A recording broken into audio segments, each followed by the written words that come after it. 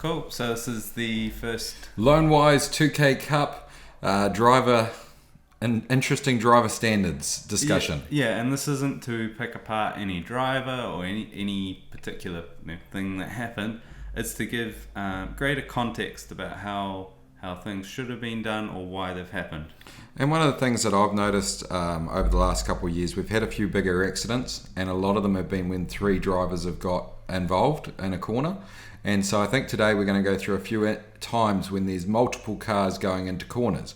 Now, 2K Cup HT1 is, as you'll see on the screen, an FIA license. Here we go. There we go. 2K Cup World Championship, you get a whole 0 points. But we are on that list with the most reputable of all internet sites, Wikipedia. Yeah, and we've been there a while, so it's not by it's totally legit. We work to that. But anyway, so the first video is probably going to come from Braden Willis. Braden Willis. Now he's our Kiwi Canadian. Canadian Kiwi. Well, we'll take the Kiwi first. He helps us out with a lot of our media stuff. A really good guy, and he's been put into the slow race because he was having problems with his car. Yeah. So we let him into the slow race. And the slow race, you've got to expect drivers, they're a bit different and they're a bit slower and there's other things. But it's also very close motorsport. And even in the fast race, what we're going to show you, we're going to show you some incidences where a lift would have saved a lot of things and just waiting a corner or two would have made the pass happen cleanly. Yeah. I mean, the reason this is a good example is that if you're never willing to give up, if you're never willing to wait until that next corner, the crashes or the contacts can just come one after the other. And if you just sort of take a step back, think about some things, it can make a big difference to how your car looks after a race. And I talked on the other video about crashing into a guy. I can tell you the rest of that race, I was making sure I made no errors because I was so worried that I just didn't want to continue that sort of driving. So I made sure I was actually even more cautious after having an accident. And that's what needs to go through your mind. If you've had one contact, you've probably had one too many. Change your mindset. Yeah, exactly. And the problem with not changing your mindset to be that one step back is that it can compound. It can get worse and worse, and you'll just find yourself getting angry. And when someone gets angry on a racetrack, it's not a safe place to be out there with them. Or in for themselves. Yeah. So here we go. Push play. Hit play. Can we make that full screen? Oh, yeah. Sorry, Mark. There you go. So they're coming up the hill here. It's a typical 2K Cup battle. There is 6 cars all together. There's actually more than 6 because they're back. He's coming up the hill.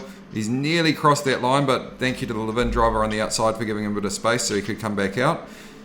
Down into one here. He outbrakes one. Now they're 3 wide here, and there's actually going to turn into 4 wide as you'll see the white car. Slight touch there of Neil Rose as there's a car on the outside. Yeah, so I'd be saying that was really close. I've got to take it back. I've got to be careful on this next corner, and he is. Like here he could have dive bombed, but he's just feeling his way. He's found that there's room on the inside, so he's taken that over the hill. So he's improved, and he's given away to probably say sorry. But this is where it's sort of. Again, two making 3 wide, and the guy's focusing on the outside car. So he had a quick car come around the outside, and he's got to turn down there. Yeah. So at that point, I just want to probably, if I can. This point here, it's quite key that it's going to become a right angle really quick, and we'll show that on the TV and sort of some in-depth analysis from above. But that's a very square line he's taking into the corner. But the problem in my opinion is that it's all good diving down the inside, but you'll quickly see that he's going so fast that there's not actually enough track or grip for him to actually make the corner. And because the guy's on the outside of the Alpha, there's nowhere for the Alpha to go. The Alpha must turn in the situation down, or else he's going to run into the white car. So with the Motorsport New Zealand book, that's causing he'd cause the other guy to have a crash if he avoided him. Correct. So the only person who can actually do something here is the one making the move. So Braden down the inside. But because he's left everything at 10 tenths, there's actually no grip left for him to avoid an incident. And if we just go back a couple of seconds here, Right here, that car is going so slow, the red car, he should have noticed that, and he should have just followed this white Levin around the outside, because it would have passed as well. Yeah. Right here, if he'd been going to the outside, they both would have got round the Alpha. Yeah, so that's actually a core tip for passing in any 2K Cup grid, is you're better off following the car in front and not trying to make a position on the slower traffic. Because look, if we go stop and start, he's just dramatically slower. And at this point, Braden should have been trying to pull out of the move, because you don't know what this guy with the Alpha is going to do, because he's actually going to be blocked by the guy on the outside. So you're losing all sense of control. Like, you're leaving it to fate. And we'll have a look at now these two incidences from the angle behind, from Ash Greer's car. And we'll go on full screen. So they're coming up the hill. You can see Braden on the right with the Levin coming up. Just pretty much, we wouldn't want to see that happen too often. But good driving there by the white Levin, giving space to make sure he didn't go across that line. And here they come in. So he should be pulling out, but no. And again, you can see there was a white car on the outside that Neil Rose, I think it's Neil Rose, and the Levin will be watching. So you can see that he's had a problem there, and he's got to watch that guy on the outside, and that's where his concentration was. Yeah, and he's been able to make the pass now. Heaps of room between the cars, plenty of safety. And maybe that's why he couldn't come across as Neil Rose is there. So, but still, that's just why you just don't want to try and make it 3 wide into that corner. And it's a late dive there.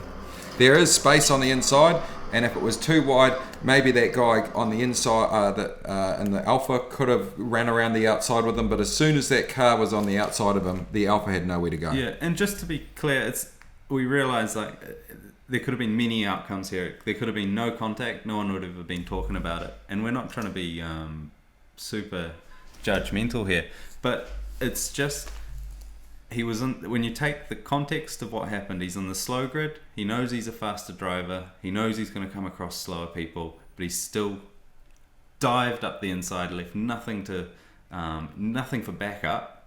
And when it wasn't in his control to what was going to happen, a collision occurred because the guy couldn't get out of his way.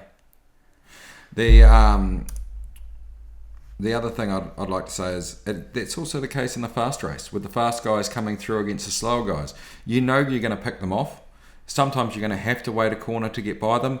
And if Graham Ball showed you anything at that first round, he loves to go around the outside, because people love to defend the inside, and he's choosing to use the outside because then he can control where the other car is. Yeah, I've actually found that in my other racing in 2K Cup, I'll generally pick the outside, because you know that you got heaps of track if you need it, and you got heaps of track, so it's a lot less risky proposition, and especially in 2K Cup where everyone seems to hold that inside line, you actually just find that you can usually drive around the outside. So this is the next video by James. Oh no, we're going to go back to the Braden had another incident in that race as well. When was that? 10:40. I think it's 10:55. I think the start of it is. Yep. That's close enough. And we'll go full screen and hit play. Oh, I think it must be 11. 11? Yeah. Cool. Oh, back a little bit, because there's the Pew. Oh no, sorry, is that up to 2? We're going into 2. Yep. Oh, just watch it. That's actually a pretty good line over 1. Here we are. He's got the Peugeot side by side there with one of the quickest cars on the field. That was, I think, the pole sitter past the Integra there. So they're all working pretty good here through. You've got reasonably quick cars. As he comes down now, he's trying to make a move on the guy on the outside. Actually, it's 2-3-3 again. Neil Rose is on the outside there. And the inside line, yes, it was open, but again, 3 wide. It's also it's hard to tell if someone actually know you're there, but if they've got someone that they're trying to get around or dicing with, it's a big assumption to know that they're also looking in both mirrors. And the guy on the outside can see you. And we'll just go into the other bit. We've got that same view from... And actually, I'm just looking at the camera here. Braden probably couldn't even really see the guy on the outside. They're both in blind spots. So I don't want to be overly hard to Braden. He might not have even known that there was a car on the outside. Well, that's where you've got to pick it up from the corner before. And it's looking forward and seeing that. But again, that's why it's a mistake. And that's why you want to get together with the other drivers and talk about the incident. Because maybe if he found out there was a guy on the outside, it would have been, oh, look, then I didn't realise that. And sorry about that, mate. Yeah. And this is again, we'll go over this from above, and it'll show why going 3 wide is technically quite hard around this corner. The only time I've really seen it work is when the slowest guy is actually pinned to the inside. So the 2 faster guys can go around the outside, and they work with each other, and the slower guy sort of pinched down to the inside and breaks more into the corner. Yeah. And we'll watch that from another view of 10 minutes and 55, I think we got.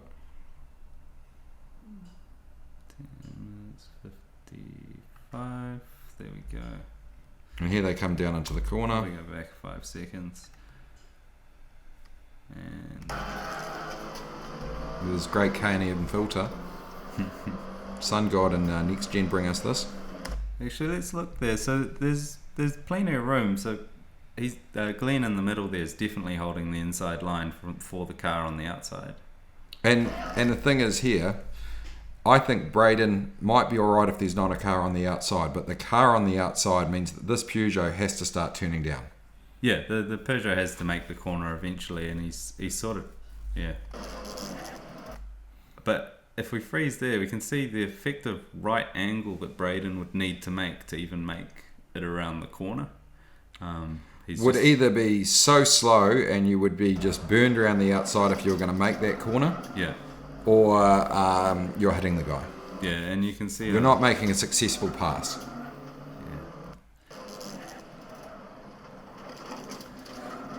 Yeah. Yes. Now off Braden. We didn't just look at Braden. No. And to be clear, Braden was given a penalty, not for a specific incident, but just a general penalty for that race and the way he was conducting himself. As a result. So here is footage from James. James Whitlock in the fast race, and here he comes up the hill. So James has been one of the, come from the slower group last year and has upgraded his car and is really flying this weekend. He comes into one, I think there's only a couple of laps left here, and he's gone in. Now they're 2 wide on the outside with Steve Hughes. Steve's come down, and that big lift there, alright, now discretion might be the better part of valour, and he's got out of it. Now when we come up here, he's got the inside line on Verrett. Now Verrett should have given that little bit more racing room. Yeah, but he's pulled out. He's pulled out, so there's no contact. Yeah, but the big difference between looking at James and looking at Braden is Braden was going into the corners and just chucking it, which is totally fine. Up until you need to change your line or you need to do something slightly different. So James is sort of leaving a little bit in reserve just in case he needs it, and that's what's allowed him to break that little bit more or do whatever he's done. And that's to us is good driving. There could have been a contact there. They've decided they haven't had one, so it's just made it good driving. Yeah. So the message, if we're trying to portray one here, is not to go 10 tenths into a corner when it's more than you and another car. Because when you've got more than 2 people in a corner, things will change all of a sudden. People won't see each other. They might see the car in the middle, they won't see the car on the outside, or what have you. And that's when you need that little bit more grip, that little bit more turning to adjust to the mistakes. Now, we won't pull up the video, but another one where 3 wide became a big problem was last year at Manfield. We're coming back to Manfield. And I don't mean to be rude to Paul Smith, one of my best mates in the class, but ask him about his swollen nut after the way he hit the wall, and you will want to give more space with an accident to avoid an accident, because I know he was in some serious pain and was basically buying a new car. Yeah, and it's the same old story. They didn't realize that they didn't realize how many cars were there. They didn't realize they didn't have to give way to one another, and events just unfolded. It was a total racing incident where the middle car got squeezed, and it's just a unfortunate event. And we don't, I don't think Braden's being malicious with these crashes, and we don't see that Very often at all in our class. When I look at Braden's driving, I actually admire the confidence that he's putting on corner after corner. But with that confidence, you're taking risks, and risks can result in contact. And you've got 33 minutes to make the passes. Exactly. So there's no real stress. I know that he was dicing with another car throughout that entire race, and they were going tit for tat in terms of passes. And that's definitely something. Once you're on a roll, passing one car, then you've got to think the next. You don't want to lose. And it's just a matter of balancing that with a sort of holistic view of the whole thing. Like, you've got 33 minutes. There's plenty of racing. Just wait till the next corner. Yeah, and as I said at driver's briefing, if one position that you didn't make at the end of the race costs you the championship or costs you 19th place in the championship, I promise you'll wake up still the same person. You'll still love coming out and racing, and you'll probably think, what a bloody good season I had, with 1 point's the difference between 19th, 50th, whatever you're battling for. If it's 1 point, you'll be stoked with the season at the end of it. Yeah, so we'll probably finish off with just a quick aerial view on the TV of just how technically challenging it is to go 3 wide around that corner, and especially for the guy on the inside to be the one that's making the move. Yeah, definitely. Yep. And this video brought to you by Lonewise and our great supporters at 2K Cup. For 2K Cup, Dunlop, Racer Products, and Endless Brakes. Endless Brakes, that's the one. Cool. Cut to the TV.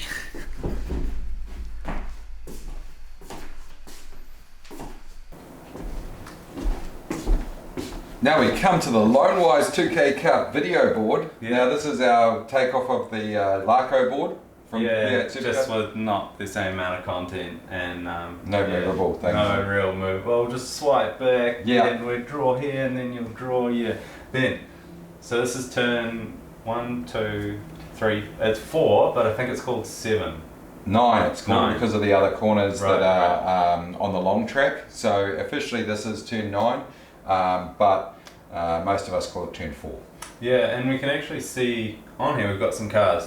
These actually sort of look like GT3 cars. It looks like a Ferrari, but either way, it shows nicely the sort of the layout of the corner. And when you look at it from above, you can see this quite sort of the hardest kink is right on the entry here, and then it opens up.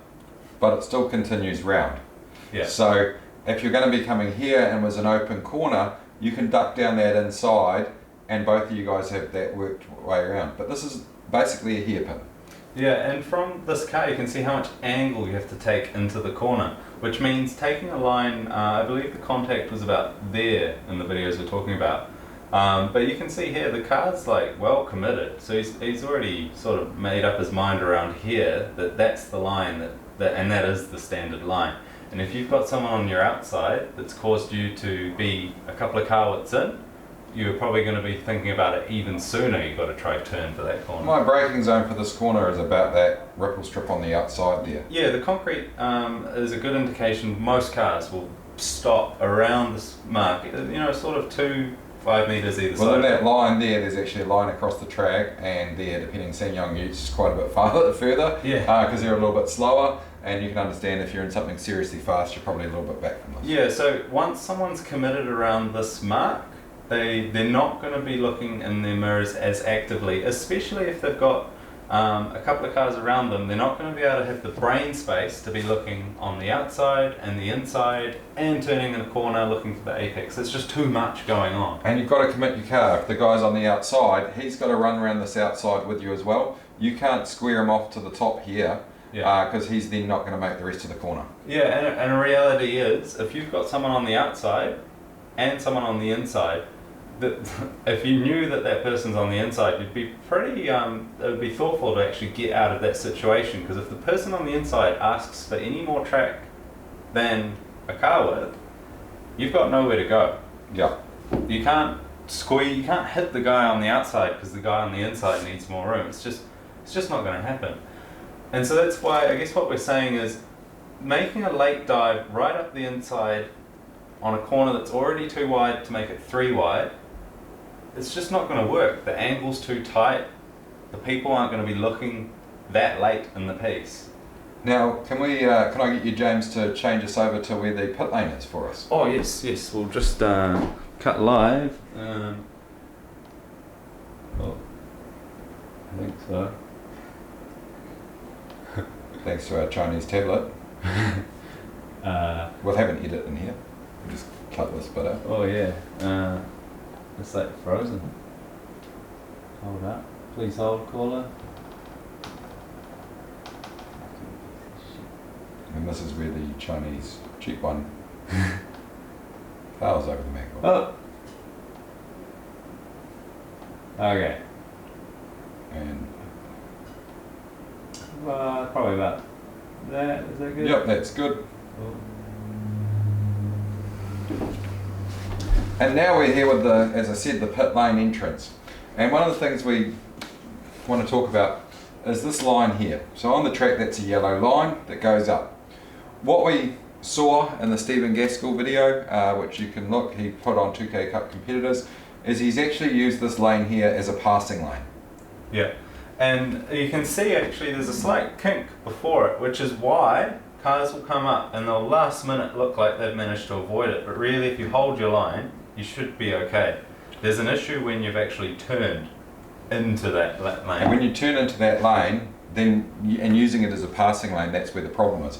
As we saw from Braden's video before, he came up here and the guy on the outside gave him that space. If the guy had held his line and held the inside right on the yellow line around the corner, Braden would have had the face the choice of going down pit lane with a massive brake lock up to probably get stopped in time, or have hit that wall. And if you were there for when the Superlap guy hit the wall and was about 6 foot in the air, when that happened, we don't want to see any 2K Cup guys have that happen to them. Yeah, and actually if we look at the rules and the way that they're written, if you're inside pit lane, so there was no car width to gain, the person that's on the rightful track doesn't actually have to let you back onto the track.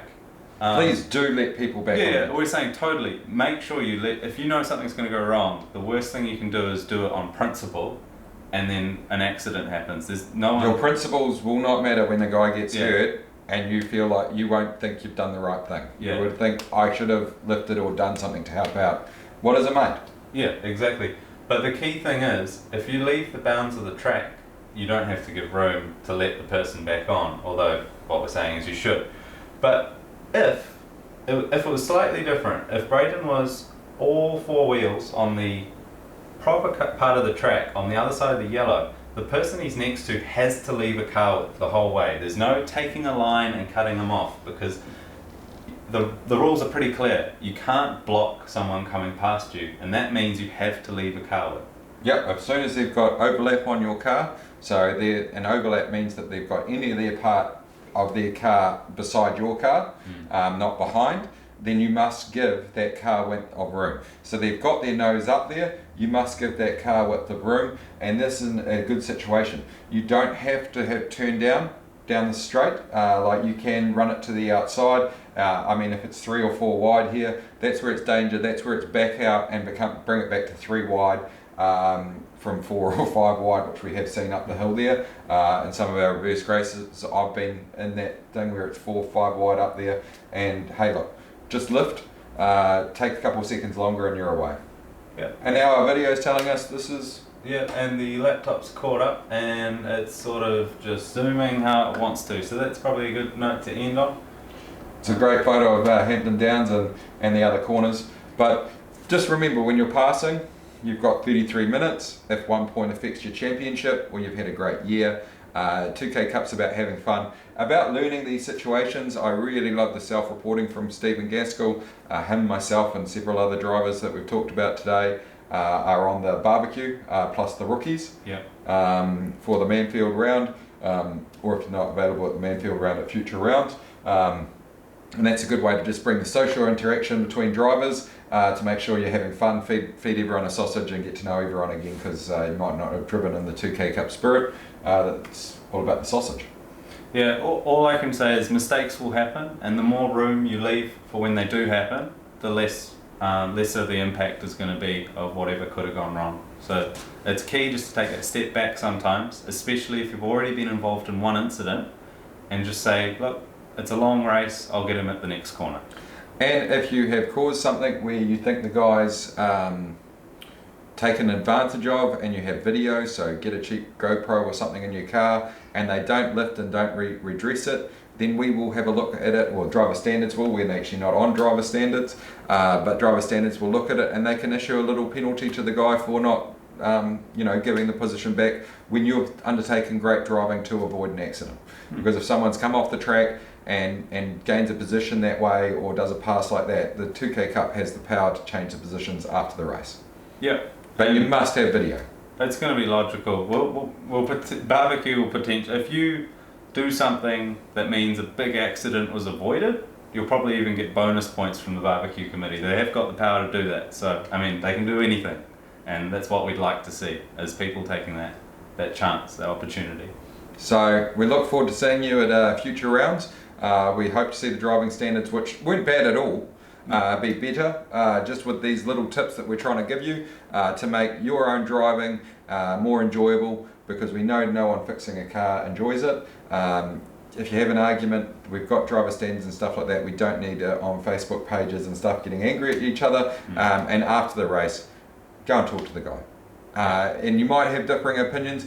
If that's the case, step back, watch the video later on, and then you can calmly talk about it via message or something, or the next time you catch up with the person with the videos and stuff like that. And try and understand why the opinions are different, because things can look different from different points of view. Glenn Reynolds in the Peugeot was probably all worried about that other car, and Braden might not have even seen it. So that's where, just by, he's saying you've come down on me, and Glenn's saying, well, no, I had to turn the corner, and because he hasn't seen the other guy, that's why there's differing opinions. There's always another side to the story. So on that note, we'll probably end it there, and we'll see how it's taken. Hopefully everyone likes it. Yeah, cool. Cheers.